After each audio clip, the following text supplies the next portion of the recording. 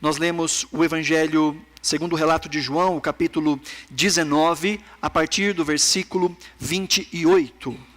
João 19, verso 28, a minha versão é a Nova Almeida atualizada, diz assim a palavra do Senhor. Depois, vendo Jesus que tudo já estava consumado, para que se cumprisse a Escritura, disse: tenho sede. Estava ali um vaso cheio de vinagre. Embeberam de vinagre uma esponja e, fixando-a num caniço de isopo, aproximaram a esponja da boca de Jesus. Quando Jesus tomou o vinagre, disse: está consumado. E, inclinando a cabeça, entregou o Espírito. Pai, essa é a tua palavra. Ajuda-nos a compreendê-la no nome de Jesus. Amém. Queridos, nós temos meditado ao longo das últimas semanas sobre estas palavras ditas por Cristo a partir da cruz. Nós hoje veremos duas destas palavras. Jesus, crucificado às 9 horas da manhã, permaneceu na cruz durante 6 horas, até as 3 horas da tarde. E antes do meio-dia, Jesus proclamou 3 destas palavras. E após o meio-dia, proclamou mais 4 dessas palavras. E todas elas são imensamente significativas. Nós já pensamos um pouco sobre isso. Primeiro, por quem fala, é Jesus quem está falando. E tudo aquilo que sai da boca de Deus é alimento para nós. Tudo aquilo que Jesus fala é bom para nós. Mas não só isso. Não só quem está falando, mas de onde ele está falando. E Jesus está falando a partir do seu último púlpito antes da sua morte. A partir da cruz. E nas circunstâncias das quais Jesus estava ali experimentando, cada palavra era um esforço hercúleo. Cada palavra era uma busca por fôlego, mais uma vez, por levantar as pernas, o pé crucificado, fazer força, para que então o ar pudesse entrar em seus pulmões e ele então pudesse proferir alguma palavra. Então Jesus escolhe muito bem, meticulosamente, cada uma dessas expressões faladas. E todas elas falam do ministério de Jesus. Todas elas falam de uma faceta do caráter de Jesus. E por que não dizer, falam a respeito da nossa salvação em Cristo Jesus. Sabe que a crucificação de Jesus, a sua morte e a sua ressurreição, estes são os pilares do cristianismo. Falar que Jesus veio em carne, fisicamente, que ele morreu de fato, e que ele ressuscitou, não só metaforicamente, não só nos nossos corações, mas fisicamente Jesus ressuscitou. Esses têm sido de fato os pilares da vida cristã. O relato da crucificação de Jesus tem sido passado de geração em geração.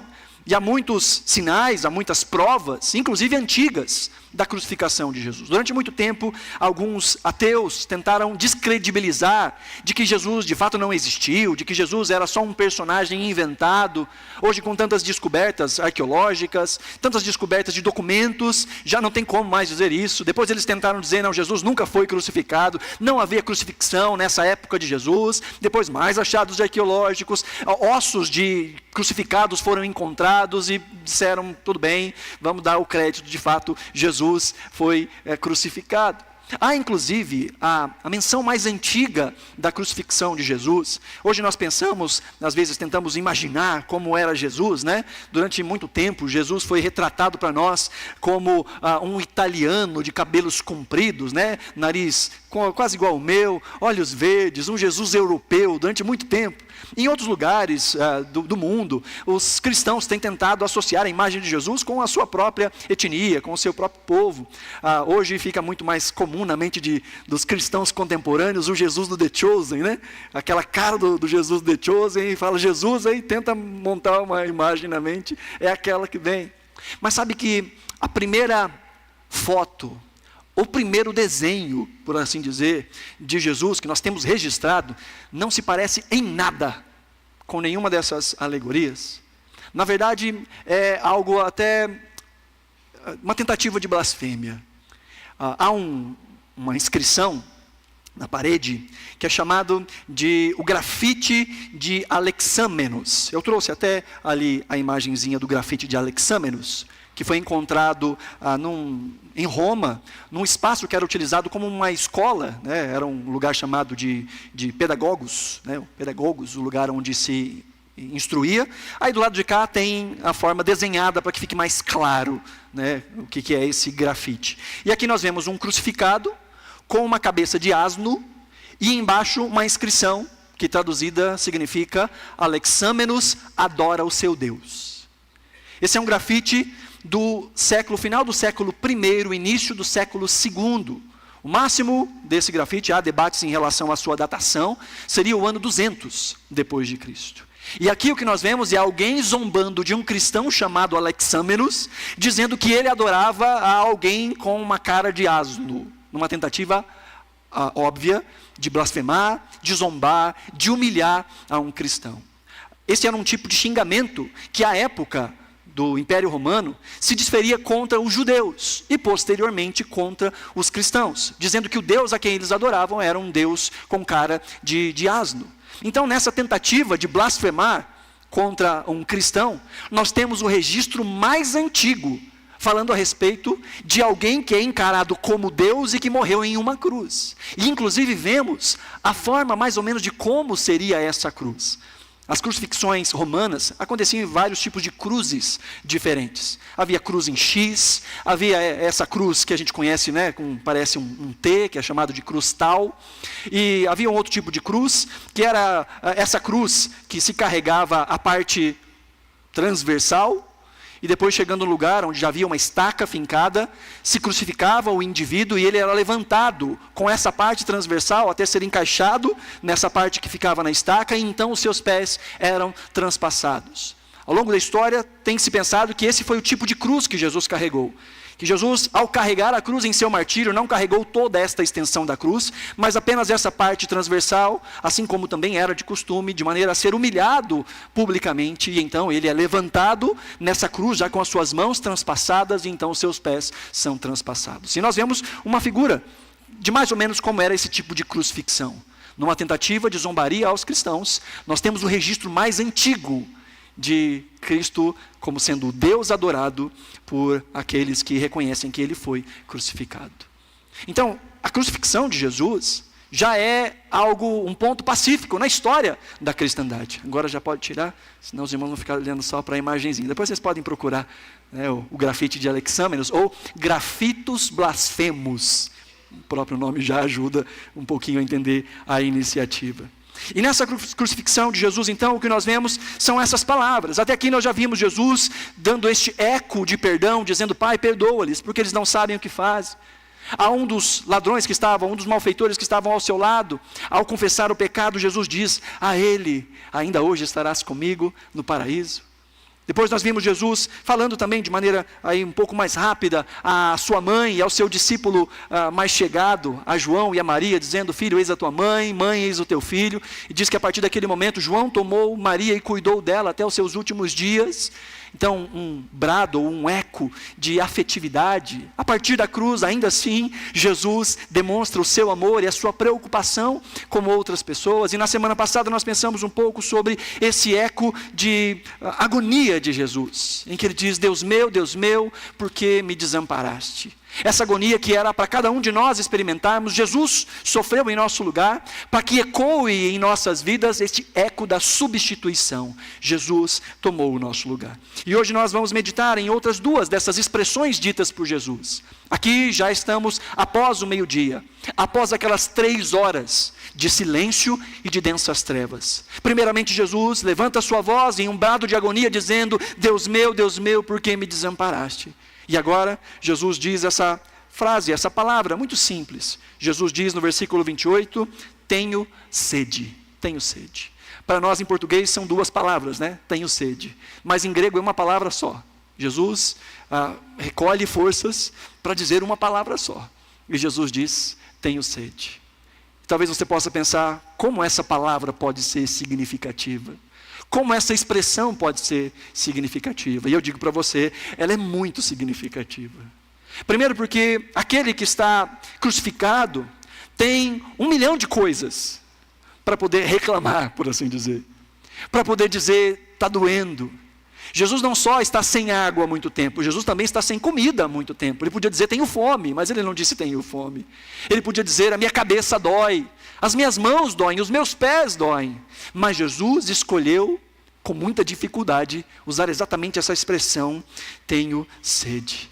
E o fato de Jesus ter sede, já atesta a sua humanidade. E é muito importante nós nos lembrarmos disso.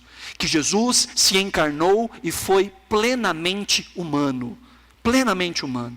Teve necessidades como as nossas. Foi tentado. Foi traído. Foi deixado pelos seus amigos. Foi zombado pela sua família. Jesus experimentou como um homem todas as nossas vicissitudes. Todos os nossos sofrimentos. Jesus tinha necessidade de comer, Jesus tinha necessidade de beber, Jesus tinha necessidade de dormir, Jesus tinha necessidade até de ir ao banheiro. Jesus, como homem que caminhou sobre essa terra, foi completamente homem. E o texto nos diz que ele disse que tem sede. Expressa esta sede. E algo que é muito importante, João faz questão de trazer esta palavra de Jesus. Somente João vai nos dizer isto. Mesmo porque João combate, não só no Evangelho, mas nas suas cartas, uma das primeiras heresias que surgiu em meio ao cristianismo.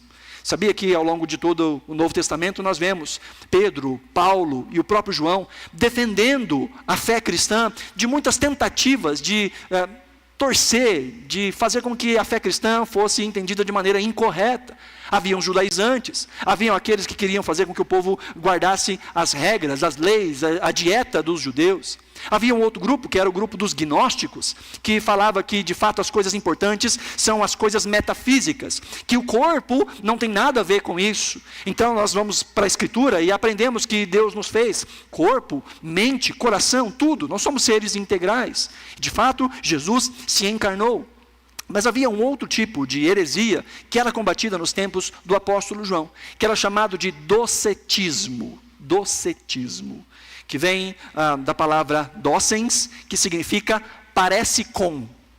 E essa heresia dizia que Jesus de fato não encarnou. Que Jesus sim veio ao mundo, mas ele não veio em carne. Ele parecia de carne. Se fosse nos tempos de hoje, diríamos que ele era um holograma. É assim que eles pensavam.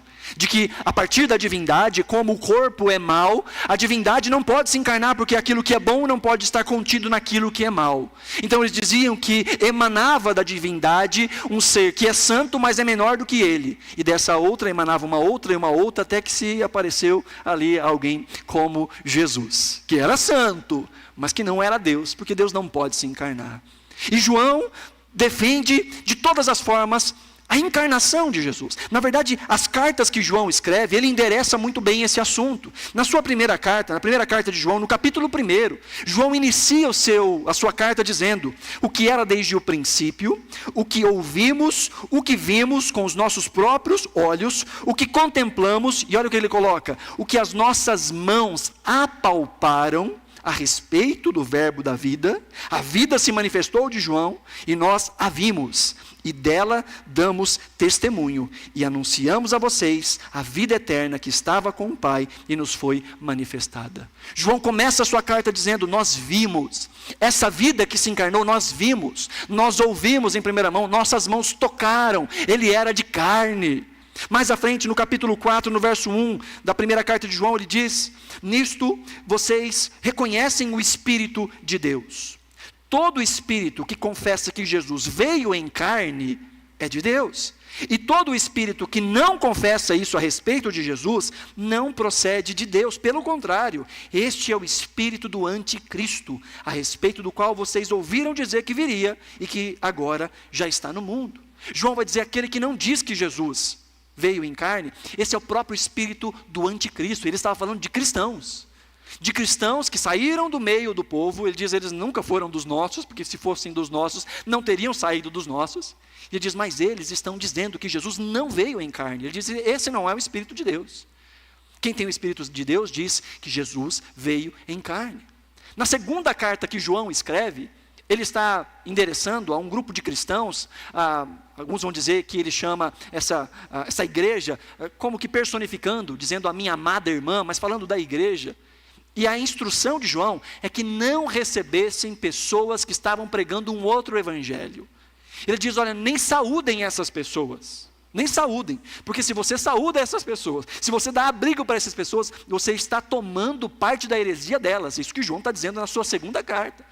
E das coisas que João vai dizer que estes faziam, na segunda carta, no versículo 7, João diz: porque muitos enganadores têm saído mundo afora, os quais não confessam que Jesus Cristo veio em carne.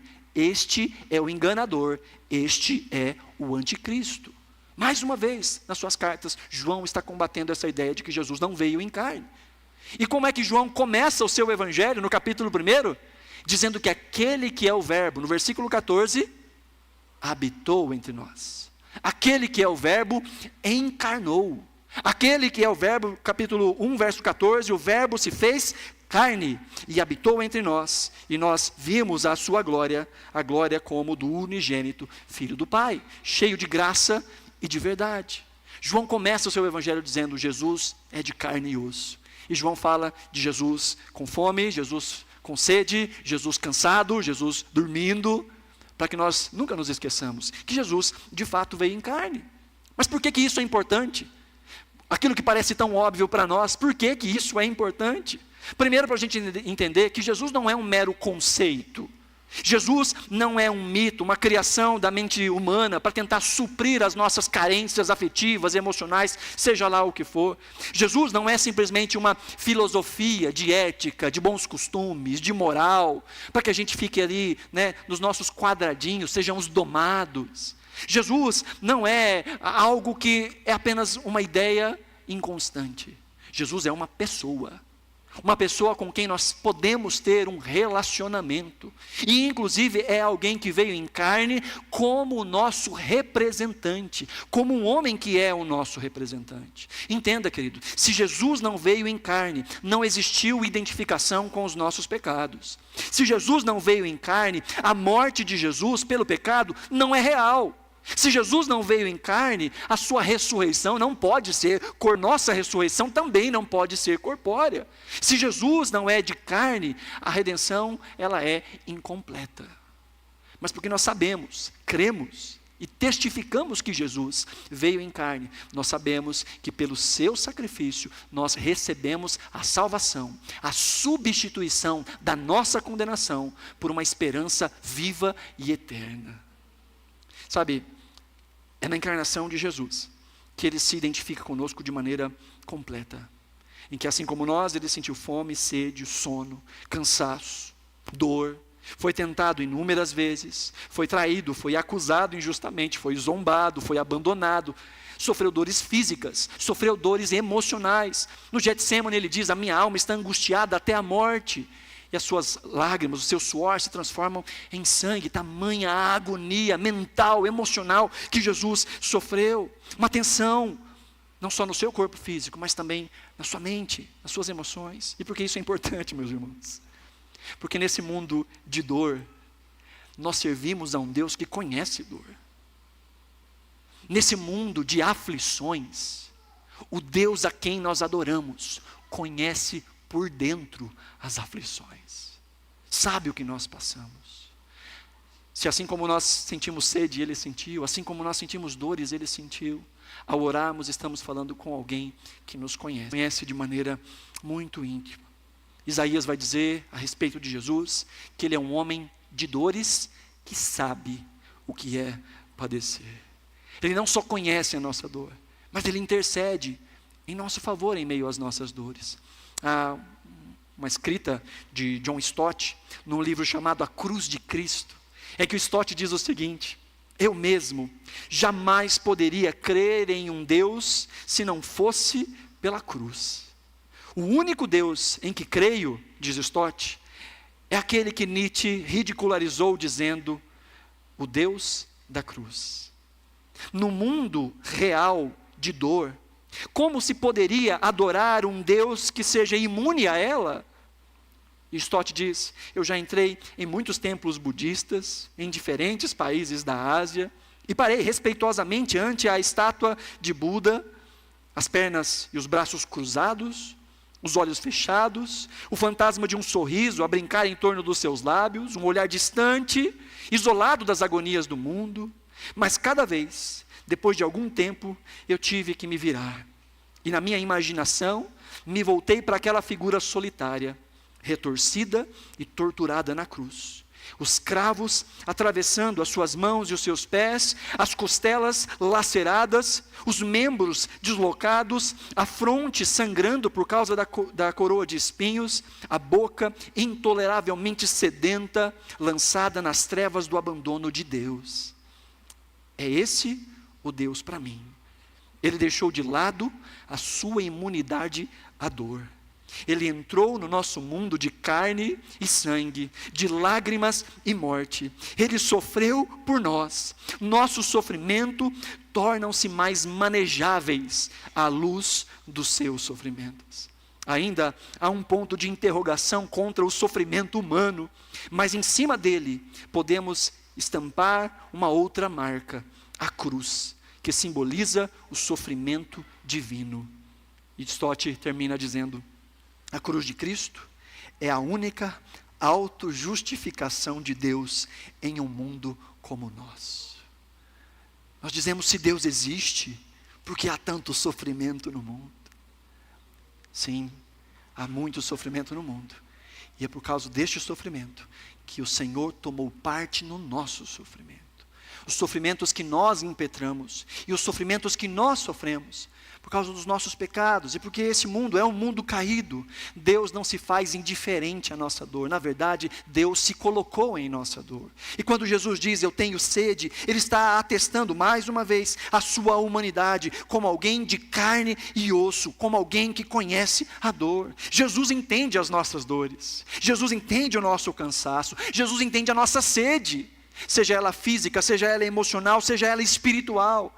Jesus entende as nossas debilidades e as nossas carências, e por elas Ele intercede, e nele nós encontramos a saciedade da nossa fome e da nossa sede. Bem-aventurados são os que têm fome e sede de justiça, porque eles serão fartos, diz o Senhor.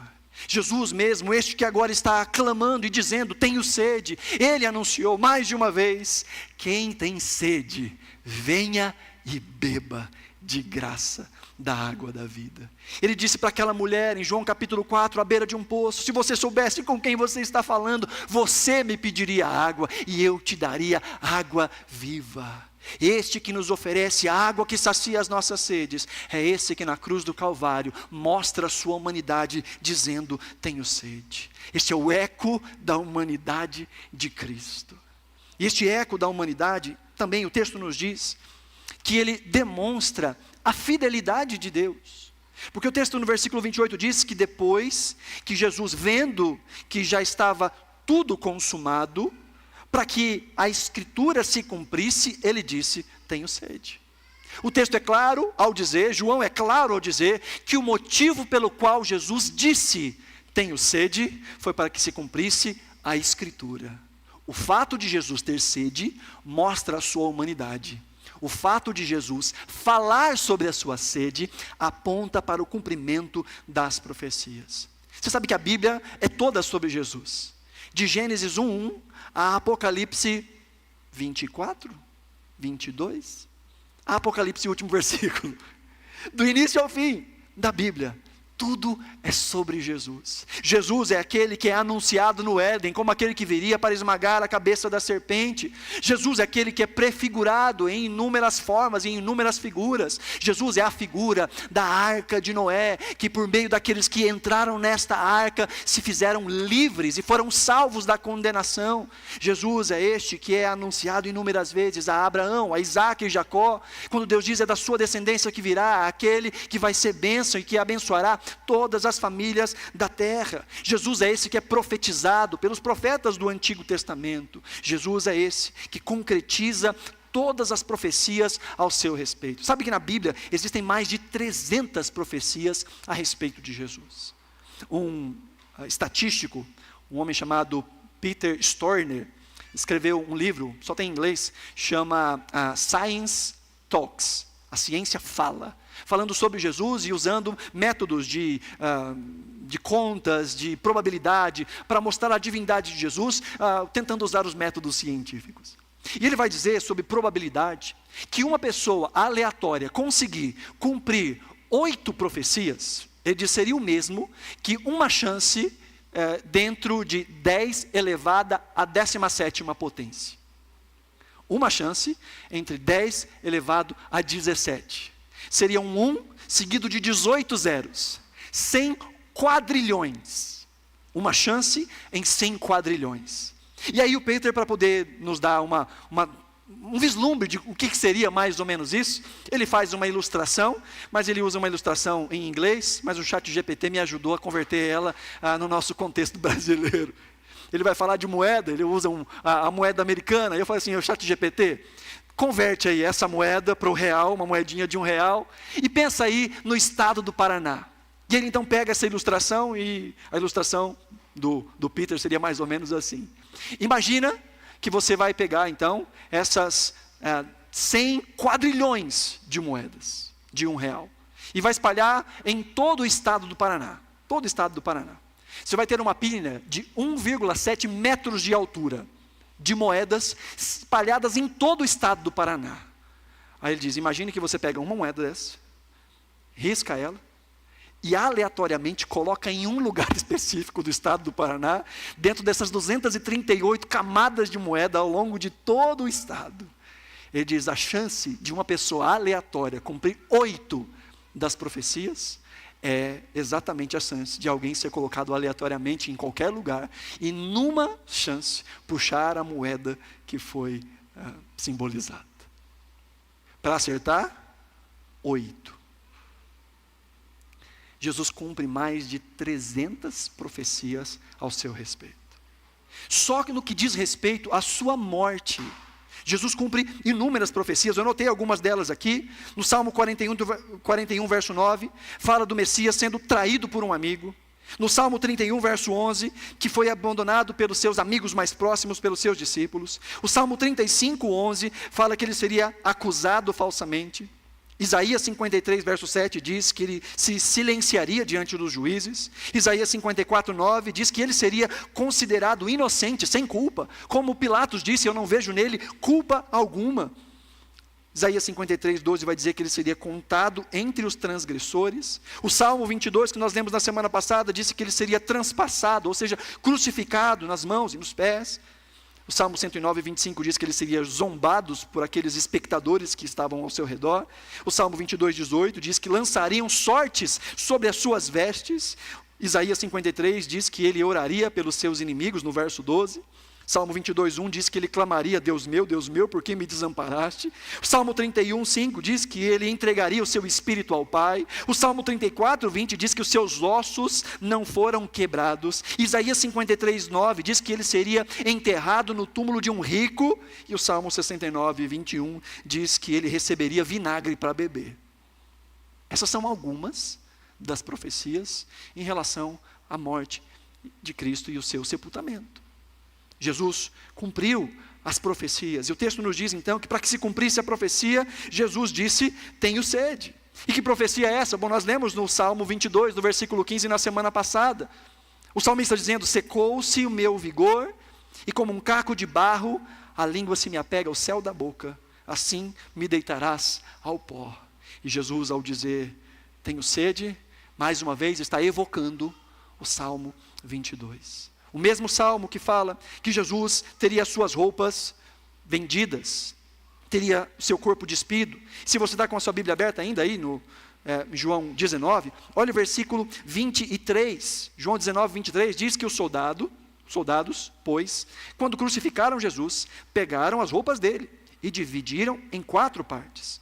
Uma parte para cada soldado. E pegaram também a sua túnica. A túnica, porém, era sem costura, toda tecida de alto a baixo. Por isso os soldados disseram uns aos outros, não a rasguemos, mas vamos tirar a sorte para ver quem é que ficará com ela. E João completa dizendo, e ele cita o Salmo 22, e isso aconteceu para que se cumprisse a escritura que diz, repartiram entre si as minhas roupas e sobre a minha túnica lançaram sortes. João está trazendo para o seu texto o Salmo 22, versículo 15. Para que se cumprisse então toda a profecia, Jesus exterioriza a sua sede, Jesus fala a respeito da sua sede. E veja a cena completa, olha o verso 29 aí, João 19, 29, diz que estava ali um vaso cheio de vinagre. E embeberam de vinagre uma esponja, e fixando-a num caniço de sopo, aproximaram a esponja da boca de Jesus, para que se cumprisse mais uma profecia. O Salmo 69, verso 21 diz: por alimento me deram fel, e na minha sede me deram de beber vinagre. Mais uma vez, a profecia se cumpre em Jesus, nos mínimos detalhes. Jesus está em sofrimento, Jesus está em dor, mas Jesus faz questão de reafirmar mais uma vez: eu sou o cumprimento das profecias. E porque ele diz, tenho sede, mais uma profecia acontece. Os soldados embebedam uma esponja de vinagre e colocam na boca de Jesus. Sabe que vinagre aqui não é o nosso vinagre de cozinha, tá? A palavra que aqui é traduzida por vinagre é de um tipo de bebida que os soldados bebiam. Era um tipo de vinho barato, era o corotinho da época que eles bebiam para poder se manter felizes, né? Para poder se manter hidratados. Era um vinho de péssima qualidade que era diluído em muita água, muita água. Assim ele assumia propriedades bactericidas, matava os patógenos da água e eles podiam beber para se refrescar e tinha um gostinho leve ali de vinho. Então isso que estava à disposição, era isso que os soldados bebiam. E o texto diz então que uma esponja embebida e é colocada num caniço de sopo, e sopo é muito interessante ser colocado nessa cena, porque o sopo era uma gramínea, um arbusto, ainda é usado na culinária árabe, tem um tempero árabe que é chamado de za'atar, e ele é feito em parte com essa especiaria, que tem um cheiro de menta, mas ele é um pouquinho amargo.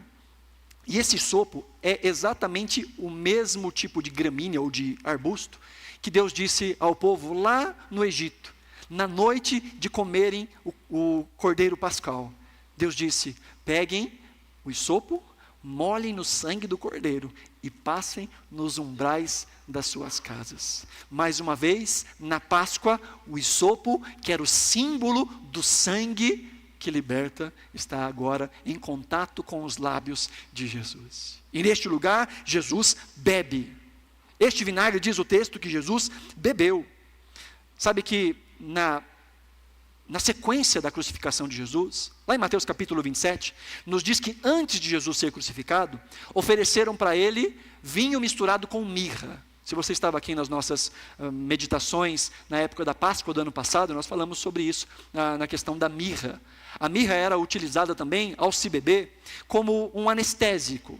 Na verdade, como algo que entorpecia, um entorpecente de fato. E que aos crucificados era dado vinho misturado com mirra, para que eles pudessem suportar ainda mais os flagelos da crucificação. E Jesus, quando experimentou e viu que era mirra com vinho, ele não bebeu, diz o texto de Mateus capítulo 27.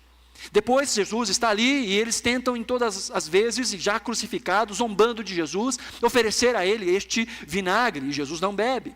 Mas só agora, depois de Jesus dizer, tenho sede, então lhe é dado um pouco deste vinagre e ele bebe este vinagre. Jesus não experimentou aquilo que entorpecia, porque ele ia passar por todos os sofrimentos da cruz. Ele ia experimentar na sua carne todos os sofrimentos da cruz e ia senti-los até o fim.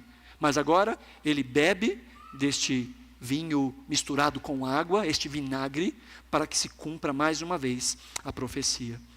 Spurgeon vai dizer o seguinte: parece estranho que Jesus tenha dito, tenho sede, porque de todas as dores que suportou na cruz, e elas eram muitas e intensas, ele nunca menciona nenhuma, exceto a sede. Uma pessoa em tão terrível agonia como ele estava, sofrendo, poderia ter mencionado 50 outras coisas, mas ele destaca esta, porque esta havia de cumprir uma profecia ao seu respeito. E é bom nós lembrarmos disso, queridos, porque nada, absolutamente nada, escapa à providência de Deus. Absolutamente nada escapa ao pleno controle de Deus. Deus não perde o controle da nossa vida. Às vezes as circunstâncias ao nosso redor gritam a nós e nós achamos que Deus perdeu o controle. Deus não perde o controle da nossa vida. Essa declaração de Jesus mostra a convicção de que ele tinha, de que Deus estava neste processo do início ao fim.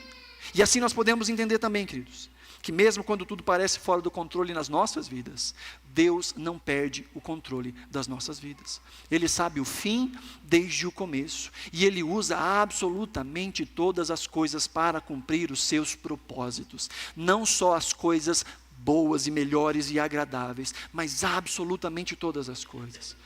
Porque Ele experimentou também todas as coisas para que se cumprissem as profecias. E essas duas coisas caminham juntas. Porque para que se cumprissem as profecias, Jesus tinha que ser um homem em plenitude. Para que a profecia sobre aquele que esmagaria a cabeça da serpente pudesse se cumprir, este teria que ser um homem, um filho de Eva, um filho de Abraão, um filho de Davi. Jesus tinha que ser homem para que pudesse de fato cumprir a profecia. Romanos capítulo 8, verso 3 diz: porque aquilo que a lei não foi capaz de fazer, por causa da sua fraqueza, isso Deus fez, enviando o seu próprio Filho em semelhante de carne pecaminosa no que diz respeito ao pecado. E assim, Deus condenou o pecado na carne, a fim de que a exigência da lei se cumprisse em nós, que não vivemos segundo a carne, mas segundo o Espírito. Paulo está dizendo que todas as coisas se cumpriram em Jesus, porque ele veio à semelhança da nossa carne pecaminosa. Jesus nunca teve pecado, mas as vicissitudes que ele enfrentou, as dores, os sofrimentos, as tentações, ele estava enfrentando numa carne semelhante à nossa. Não foi semelhante apenas no pecado, mas a todas as contingências que são consequências do pecado, Jesus experimentou, porque ele se identificou conosco de maneira plena, porque somente um homem poderia pagar pela nossa pena. Não foi Deus quem pecou, não foi Deus quem errou, não foi Deus que foi condenado, foram homens. E somente um homem perfeito poderia pagar o escrito de dívida que era contra nós. O problema é que nenhum homem tem condições de fazer isso. Que só Deus tem crédito suficiente para poder pagar a dívida com Deus. Por isso Jesus tinha que ser homem, Deus. E ele foi plenamente Deus. E foi plenamente homem. E nós terminamos no versículo 30 com a demonstração final disso. Porque Jesus cumpre as profecias. Ele diz no versículo 30, quando Jesus tomou o vinagre, ele disse: está consumado. E inclinando a cabeça, entregou o seu espírito. Sabe que essa expressão, está consumado, também é uma palavrinha só no grego. E é a palavra mais poderosa que a gente pode imaginar.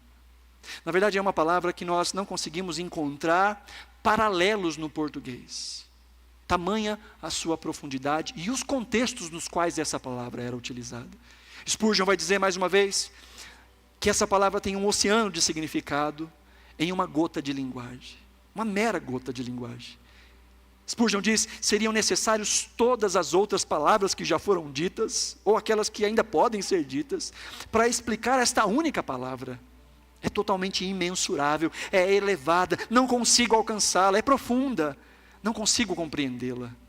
Está consumado, é a nota mais encantadora de toda a música cantada no Calvário. O fogo passou sobre o cordeiro, ele suportou toda a ira que era devida ao seu povo. Este é o prato principal servido durante o banquete do amor. Spurgeon diz, essa palavra é profunda.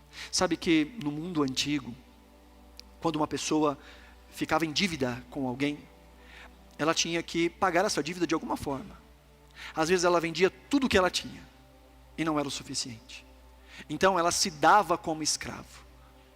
E uma vez escravo, vivia o tempo que fosse necessário, trabalhando para aquele senhor, para que a sua dívida fosse paga. E uma vez que aquela dívida fosse paga, ou uma vez que aquela pessoa tivesse alguém que pagasse pela sua dívida, havia uma promissória com aquela dívida escrita. Então aquilo era publicamente trazido, e aquela dívida, ela era escrita nela, ou carimbada nela, uma palavra chamada tetelestai. Tetelestai. Que significa, a dívida foi pagada, ou foi paga de maneira completa. significa está pago completamente. Mas não é só nesse contexto que essa palavra tetelestai era utilizada.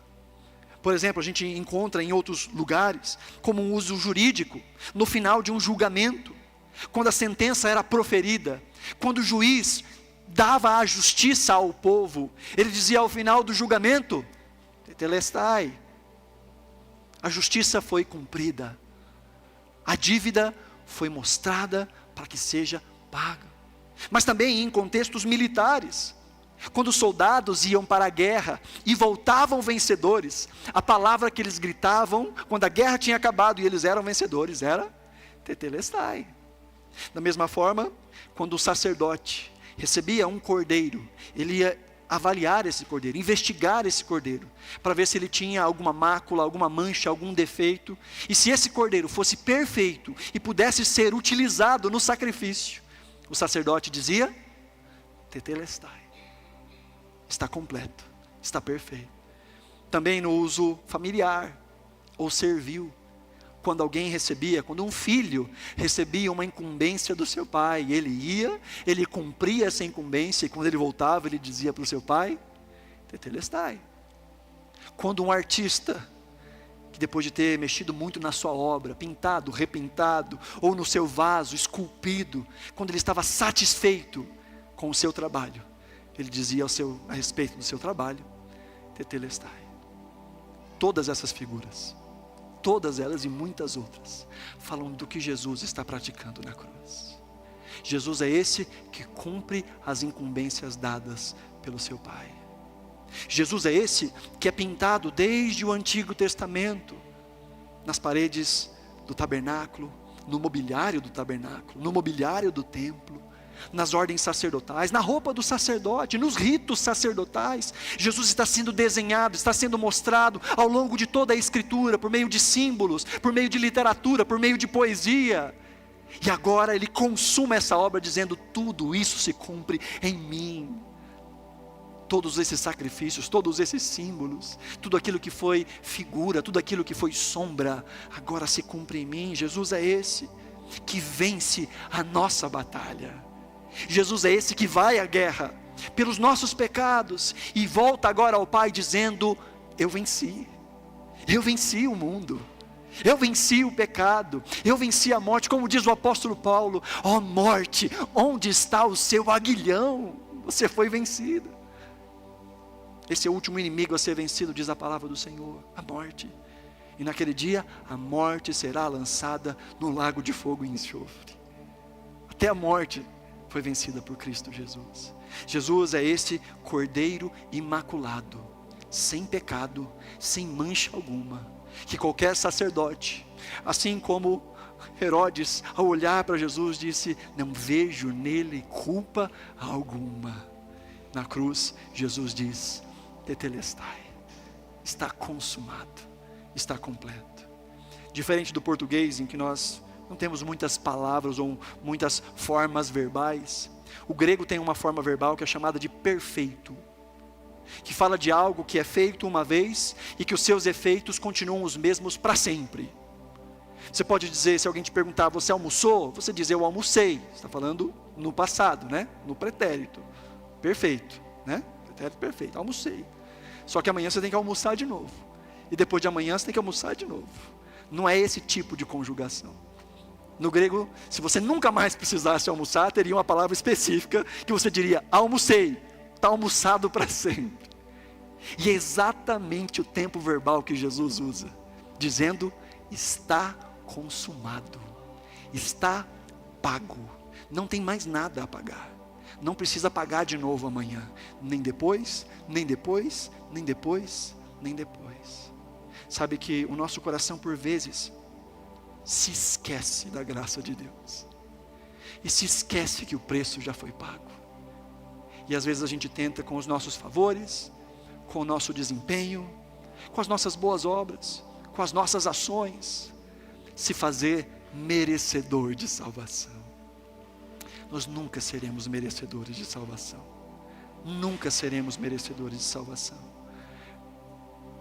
Mas Paulo diz, mas Deus prova o seu amor para conosco, pelo fato de que Cristo morreu por nós, sendo nós pecadores. Jesus pagou pelos nossos pecados passados. Jesus pagou pelos nossos pecados presentes. E pasme, até pelos pecados que você ainda vai cometer. Jesus pagou.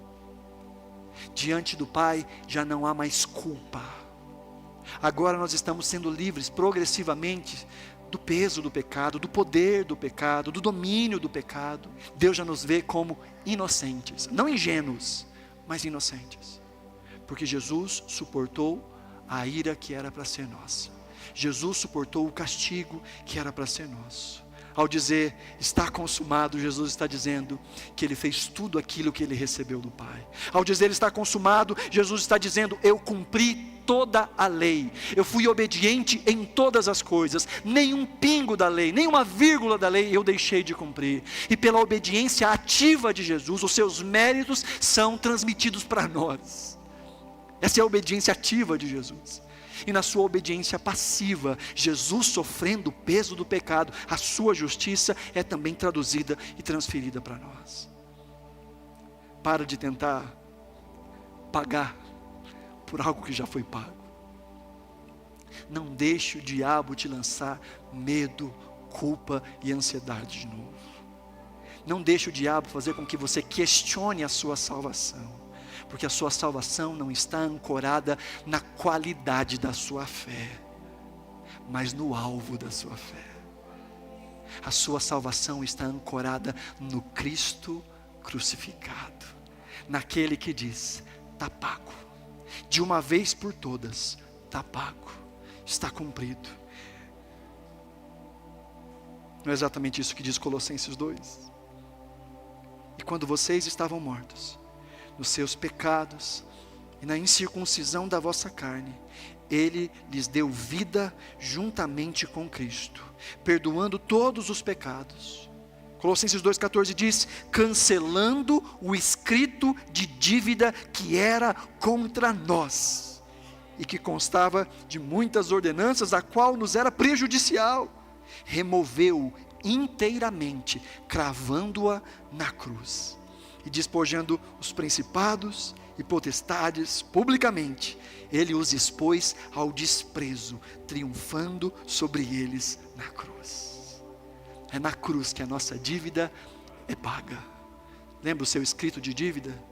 Semana passada nós falamos de uma quantidade de pecados, né? A nossa cota de pecados. Se você peca 3 vezes por dia, em palavras, em ações, em pensamento, em omissões, ao longo de um ano, 1000 pecadinhos aí, ao longo de uma vida, imagina quantos pecados, não sei quanto tempo você já viveu, quanto tempo, imagina a sua folha de dívida de pecado, essa dívida foi cravada na cruz, e Jesus escreveu nela, tetelestai, está pago, e agora nós vivemos em novidade de vida, para honrarmos o Cristo da cruz, como resposta, não tentando pagar aquilo que já foi pago. Então, se você está cansado, Jesus entende a sua dor.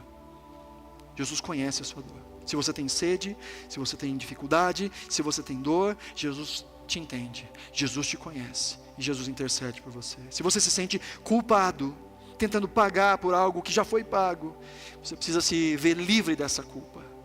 E se apegar a essa verdade, a este carimbo que está gravado no seu coração, está pago, está consumado. Se você se sente sedento por sentido, se você tem fome e sede de justiça, se você tem algum vazio na sua alma, algum desejo profundo que tem te feito perder a noite de sono, entenda que é Cristo quem sacia toda a nossa sede. Não são as coisas desse mundo, não são as riquezas desse mundo, não são as glórias desse mundo, somente em Jesus a completude perfeita.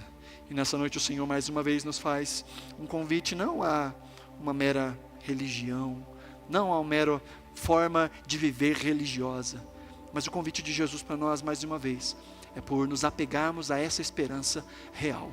A esperança da consumação, daquele que experimentou e trocou de lugar com a gente, que foi humano em todo momento, que sentiu sede e que porque ele sentiu sede e cumpriu todas as coisas, ele tem autoridade para dizer para cada um de nós: aquele que tem sede, venha e beba de graça da água da vida.